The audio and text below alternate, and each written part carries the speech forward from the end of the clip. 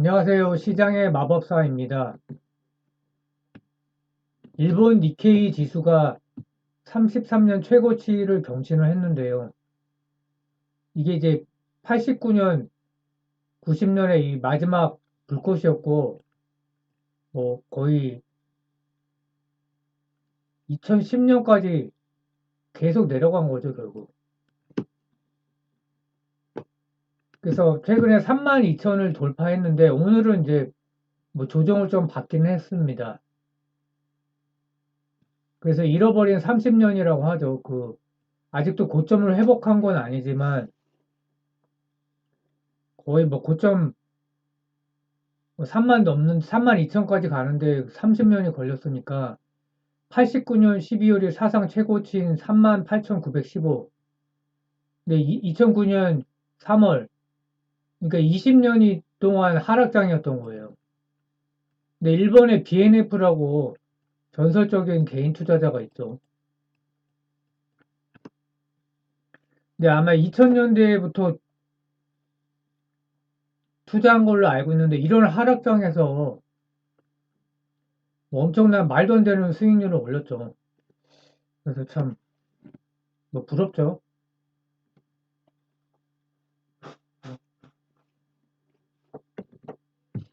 그 화랑 배경이 뭐냐? 그 내수 비중이 크기 때문에 그렇습니다. 그 내수 시장과 리오프닝. 최근에 뭐 일본 관광이 엄청 잘 되고 있는데, 이 1등이 한국 사람이라고 하죠.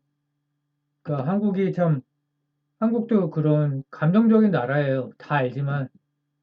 그렇게 반일 하더니 또 리오프닝이 되니까 한국인이 제일 많이 갔다는 겁니다. 그래서 일본에서 GDP에서 민간 소비가 차지하는 비중이 54%, 민간 투자까지 합치면 74%니까 대의존도가 낮죠. 근데 그래서 이렇게 뭐 케이팝이나 그런 게 이제 뜬 게, 뭐 배터리도 사실 그렇죠. 내수 시장이 너무 크고 이걸로 기업들이 먹고 사니까 해외에서는 또 경쟁력이 떨어지는 거죠. 감이 없는 거죠, 한마디로. 간담 디자인으로, 건담이죠, 건담.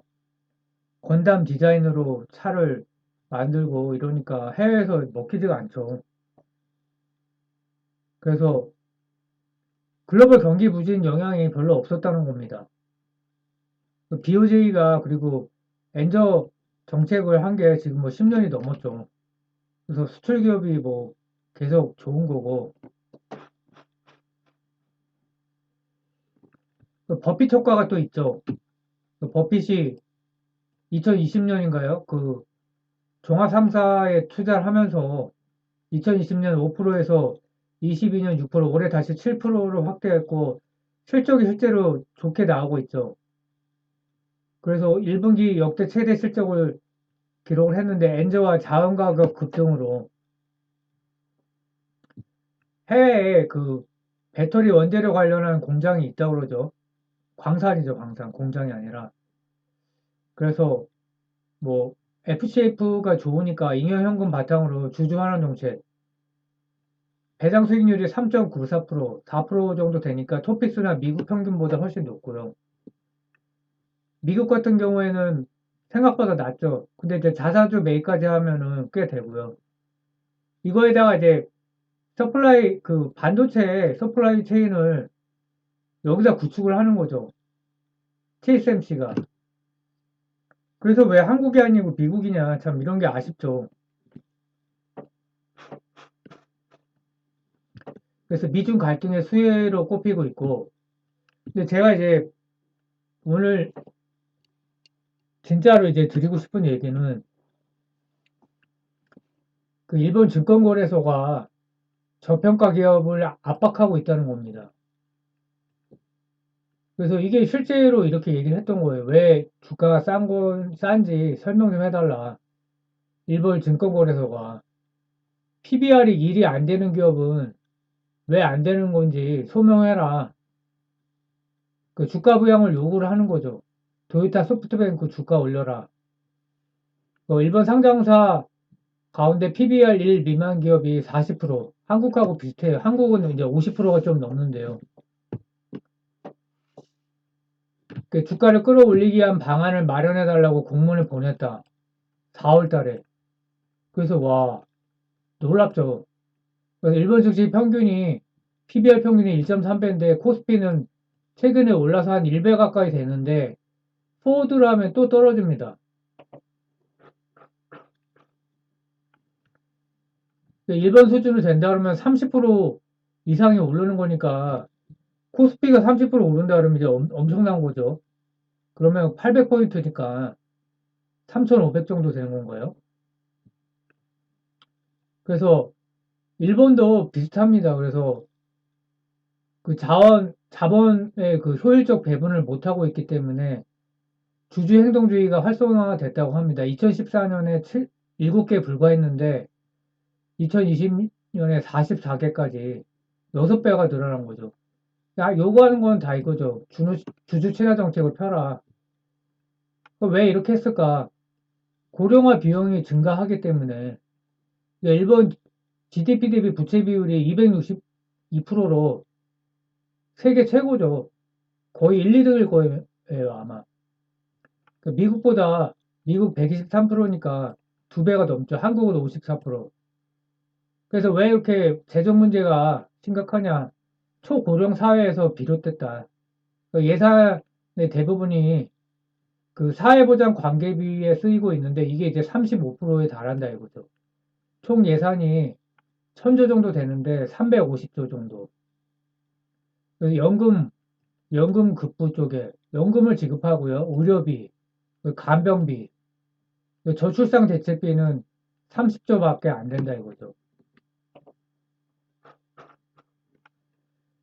그래서 한국도 노인 인구 비율이 급증하고 있어서 한국이 많은 부분에서 일본을 따라가고 있죠. 그래서 이 7%가 고령화 사회고 14% 이상이면 고령 사회고 20% 이상이 초고령 사회거든요. 기준은 만 65세죠. 만 65세가 되면 노인인 거죠. 그 한국 노인 인구 비율이 18.3%. 그러니까 고령 사회인 거죠. 일본은 29%. 이것도 21년 기준이에요. 그러니까 초고령 사회고요. 근데 문제가 최근 10년간 한국의 65세 이상 인구는 연평균 4.2% 증가해 고령화 속도가 일본보다 2배 빨랐다. 나쁜 게 좀 빨라서 문제인데. 그래서 일본이 이미 그 80년부터 7%를 넘었고요. 노인 비율이. 이거 정말 오래됐죠. 2000년에, 이때는 이제 속도가 그렇게 크지 않았죠. 근데 20년 만에 2배 가까이 돼서 2000년에 17%, 한국은 2000년에 7.2%, 그 2배 이상 차이가 났었는데 2020년에 28%, 소고령 사회가 됐죠, 일본은. 한국은 드디어 고령 사회가 된 겁니다. 15.7%. 그래서 2040년이 되면 한국이 앞지르게 되는 거예요. 그 세계 1위 노인 국가가 된다. 뭐 문제가 되는 거 역시 세계 최저 출산율이고 작년 기준으로 한국이 0.78명, 서울이 0.59. 딱 나오죠. 이거 보면 부동산 가격 때문에 이제 그 영향이 상당히 큰 것 같고 일본이 1.26명이다. 일본은 예상외로 높은 편이에요. 일본도 2015년까지 2005년부터 한때 반등했다. 다시 또 추락을 하고 있고 한국은 뭐 2000년에 1.48에서 지금 뭐 정말 심각하죠. 학자들의 연구 대상인 나라이다. 근데 이게 웃긴 게 동아시아가 유독 출산율이 낮다고 합니다. 그럼 동아시아가 어디냐? 홍콩이 1위고요. 한국 2위, 싱가폴 5위, 마카오. 저는 홍콩하고 마카오랑 같은 줄 알았는데 좀 다르다고 하고. 근데 중국 거죠. 홍콩이나 마카오나. 그 대만, 중국. 그 세계 평균이 2.3명인데 1.1명 초반인 거죠.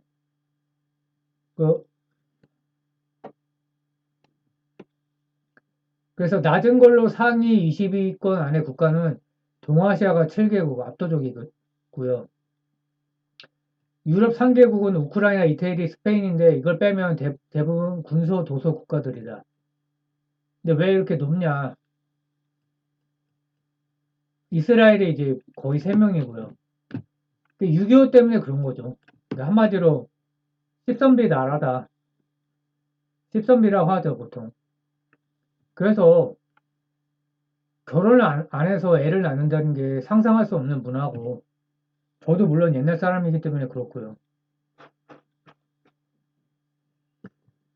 그러니까 결혼을 해야지만 애를 낳고, 또 결혼을 안 했는데 뭐 출산해서 호족에 뭐 등록할 수도 없고 뭐 복지 혜택이나 이런 게 좀 받기 어렵겠죠, 당연히.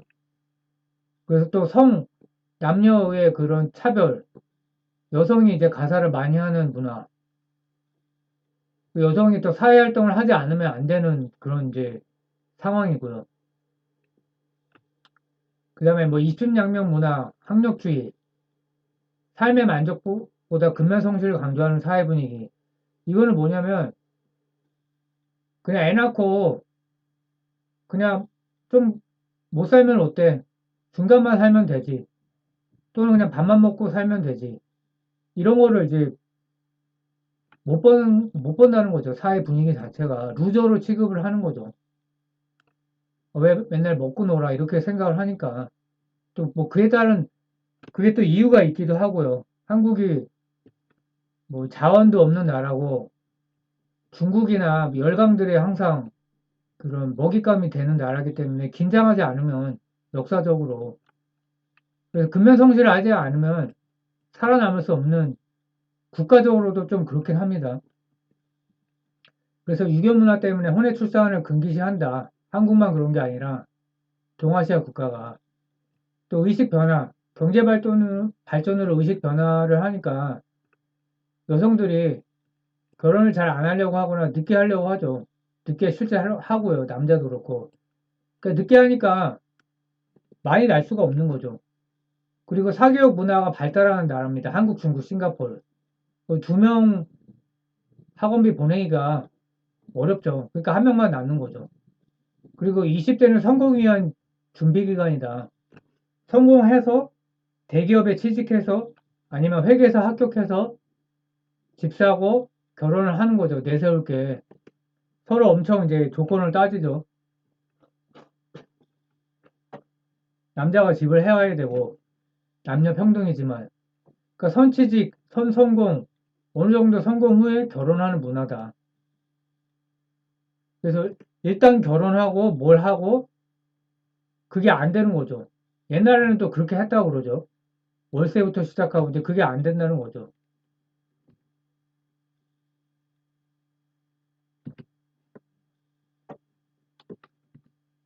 근데 뭐 이스라엘을 잠깐 살펴보면 세계 1위 출산국가 거의 3명이에요. 근데 이제 성서적 관점, 홀로코스트에 대한 기억, 출산에 대한 이스라엘 사람들의 인식과 문화 요 세 가지로 그렇다는 건데 성경 가르침, 생육하고 번성하라 이런 거를 이제 절대 따르는 거고 이거랑 같이 맞물려서 출산은 큰 기쁨이다. 그러니까 여성들이 출산하면 스트레스를 받는 거에 대해서 이해를 잘 못한다는 거예요. 한국 문화에 대해서. 그러니까 그만큼 여성들이 좀 편한 거겠죠. 그 출산하고 나서 뭐 시부모 스트레스 이제 그런 게 없나 보죠. 그리고 또 한 가지는 대량 살상이 옛날에 있었는데 인구 자체가 경쟁력이라고 생각한다. 중동이 아직도 그 전쟁이 벌어지고 있기 때문에 또 홀로코스트에 대한 그런 트라우마가 있죠. 그래서 인구가 전투력이기 때문에 또 그런 것도 있고요. 또 한 가지 추가를 하면 뭐 이게 크지는 않을 것 같아요. 18세, 26세 독신 여성 징집 대상이다. 그래서 출산을 하지 않으면 군대를 가야 되고 21개월 복무를 한다. 병역 면제. 그러니까 한 28살, 30살에 낳을 거면 좀 일찍 낳는 그런 효과도 조금은 있겠죠. 그래서 결국은 이제 제가 뭐 결론적으로 말씀드리고 싶은 거는 이제 운영 규모가 일본에 연금이 이제 1815조인데 일본 주식을 24% 갖고 있다. 445조. 그러니까 주가 부양을 하게 되면 이 고령화 비용이 많이 들기 때문에 이걸 주식이 올라가면 충당을 하는 거죠.